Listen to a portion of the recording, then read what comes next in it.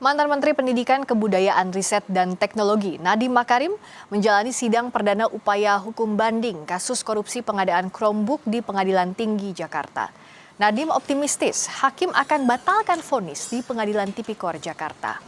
Tim hukum Nadiem memanfaatkan skema aturan baru di tingkat banding untuk meminta hakim meneliti ulang fakta persidangan serta menghadirkan saksi maupun ahli baru yang sebelumnya ditolak jaksa penuntut umum.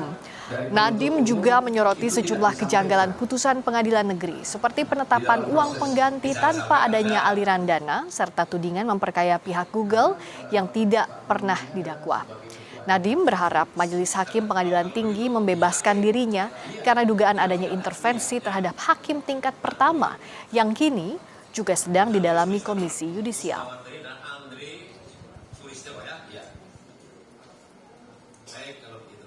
Ketiga hakim itu bertindak sangat bijak dan juga independen karena hari ini diperbolehkan kami membawa 5 saksi.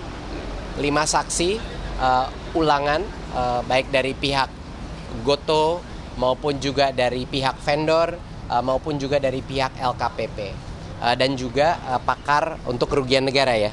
Tadi juga.